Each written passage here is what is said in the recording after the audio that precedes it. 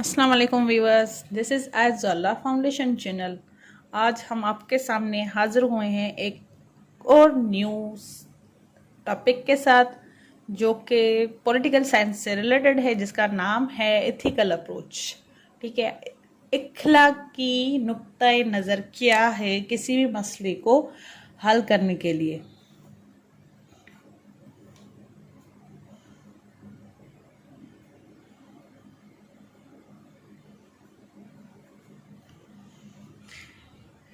Now, the point one is ethics is concerned with the normative questions such as what is ought to be. Although political science too deals with the normative issues in the pursuit of an ideal political order, but it is not confined to them all alone. ठीक है, जो इखलाक की नुक्ता नज़र है वो जो है ना एक उसूली मयारी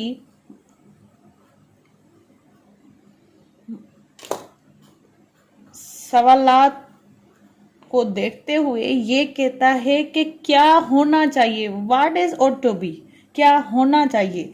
जबकि जो पॉलिटिकल साइंस है वो भी डील करती है नॉर्मेटिव इश्यूज को और उनको जो है ना एक आइडियल पॉलिटिकल ऑर्डर में लाते हुए सॉल्व करती है। ठीक है, यानी जो पॉलिटिकल साइंस है वो पॉलिटिकली कॉन्फ्लिक्ट्स को सॉल्व करती है और यहाँ पे ये जो एथिक्स है ये उसूल और मयार वगैरह देख के सॉल्व करते हैं किसी भी मामले को कि क्या होना चाहिए इस मामले में, कोई सा भी मामला हो। लेकिन ये जो है ना महदूद नहीं है। जो पॉलिटिकल साइंस की अप्रोच है या फिर एथिक्स वाली, इनमें कोई भी चीज़ महदूद नहीं है। पॉलिटिकल साइंस में रहते हुए एथिक्स को यूज करते हुए भी सॉल्यूशन लिया जा सकता है काफी कॉन्फ्लिक्ट्स का। ठीक है, now the second point is political science and ethics aims at the noble and righteous life of man, primary concerns men's conduct and morality. अब पॉलिटिकल साइंस और एथिक्स का मकसद ही ये है कि जो है ना बंदों की लाइफ जो है वो आला तर्ज की हो और वो नेक नियति वाली हो, ताकि वो जो है ना प्राइमरी कंसर्न इस चीज़ पे करते हैं जो कंडक्ट होता है बंदे का और उसकी मॉरलिटी। ठीक है, यानी जो एथिकली अप्रोच जो है पॉलिटिकल साइंस के अंदर, उसके अंदर उसका बंदे का कंडक्ट और मॉरलिटी को देखते हुए ये सारी चीज़ों को सॉल्व किया जाता है, जिसमें इसका मकसद ही ये है कि जो अवाम है, पब्लिक है या फिर जो उस पॉलिटिकल सोसाइटी में जो भी बंदा है उसकी लाइफ आला तर्ज की हो और नेक हो। ठीक है, ये था second point. Now the third point is political science deals with political order where it is ethics deals with the moral order. Political science जो डील करती है वो पॉलिटिकल ऑर्डर्स के तर्ज के हिसाब से, वो रूल ऑफ लॉ या कोई दूसरे ऑर्डर्स जो कि एक किसी इदारे वगैरह ने दिए हैं उसके हिसाब से वर्क करती है। जबकि जो एथिक्स है वो अपनी इखलाकियाती नज़रियात को मद्देनज़र रखते हुए लॉ इन्फोर्समेंट करवाती है, यानी ऑर्डर्स वगैरह वो उस हिसाब से जो इखलाकी दायरे में आते हैं। ठीक है, जब now the fourth point is moral laws prescribed absolute standards of right, wrong, justice and injustice, but the law of state follow standards of expediency. A man can pursue his moral ends only in and though the state. ठीक है, यहाँ पे जो कह रहा है कोई कह नहीं रहा, बट जो मोरल लॉज हैं वो ये कंप्लीटली यानी एब्सोल्यूट जो है इसका मतलब है कंप्लीटली मुकम्मल तौर पे इस तरह का जो है बयानिया वगैरह देते हैं कि क्या चीज़ राइट है, क्या चीज़ रॉन्ग है, क्या चीज़ जो है इंसाफ है और क्या चीज़ ना इंसाफ है। जबकि लॉ जो स्टेट का होता है वो फॉलो करता है एक्सपेंडेंसी को, के एक्सपेंडेंसी मीन्स के मसलहत और गौर फिक्र के हिसाब से जो लॉज वगैरह आते हैं स्टेट की तरफ से, और जिसमें जो सारे जो इंसान हैं यानी जो मैन है वो अपने जो मकसद हासिल कर सकता है वो इन लॉज के जरिए से, जबकि जो मोरल है वो ख़त्म तो नहीं होता, लेकिन जो स्टेट के जो मकासद है ना वो इन मसलहत और उसूलों के तर्ज पे ही एक बंदा हासिल कर सकता है।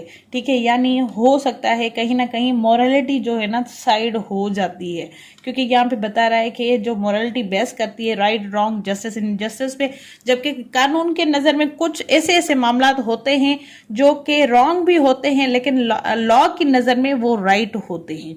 ठीक है, अब last one point, a good citizen is possible in a good state, a bad state makes bad citizen. अब एरिस्टोटल जो है वो कहता है कि जो गुड सिटीजन है वो मुमकिन है एक बेहतरीन या अच्छे स्टेट में, रियासत में, जबकि जो बैड रियासत होती है ना वो बैड सिटीजन्स को जन्म देती है, यानी उसमें जो है ना बैड सिटीजन्स पैदा होते रहते हैं। नाउ जब while the state comes into existence for the sake of life, it continues to exist for the sake of good life। जबकि जो स्टेट है वो उसकी जो मौजूदा हालत है वो इसी वजह से है कि जो लाइफ है उसका ही, जो उसकी खातिर ही। ठीक है, यानी स्टेट का वजूद ही एक लाइफ, यानी वो लाइफ किसकी, सोसाइटी की लाइफ, उसमें पर्सन जो रहते हैं, ग्रुप्स रहते हैं, कोई भी रहते हैं, मीन्स जो इंसान जात रहती है, उनकी हिसाब से ही ये जो स्टेट का जो एग्जिस्टेंस है ना वो पॉसिबल हो सकता है। अदरवाइज स्टेट का बंदे के अलावा कोई भी वजूद नहीं है, यानी जहाँ पे लाइफ नहीं है वहाँ पे कोई भी स्टेट नहीं है।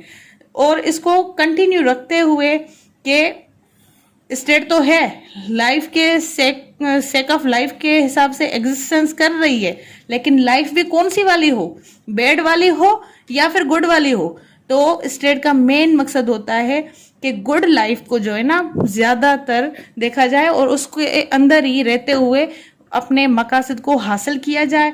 और इस अप्रोच को यूज करते हुए तो जो इखलाकियात है, मकसद के ये है कि जो इखलाकियात है वो गुड लाइफ अपने मोरालिटी के बेस पे ही दे सकती है। अदरवाइज जो है ना लॉ में कोई कोई चीज ऐसी वैग भी होती है जो कि मोरालिटी में अच्छी नहीं मानी जाती, लेकिन फिर भी लॉ में कंसिस्ट करती है, जबकि मोरालिटी में हमेशा जस्टिस होता है, राइट थिंग्स होती हैं और वेल मैनर्ड होती हैं। ठीक है, ये एब्सोल्यूट स्टैंडर्ड्स है मोरालिटी वाले, जो मोरल लॉज है।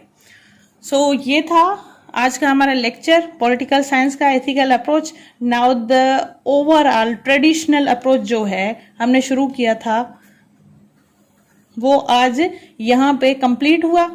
अब हम जो है चलेंगे एक दूसरी अप्रोच के तरफ, वो हमारे नेक्स्ट लेक्चर में इंशाल्लाह आपको जल्दी मिल जाएगा। अपनी दुआ में मुझे याद रखें। अल्लाह हाफिज। To like share and subscribe my channel, it's my request.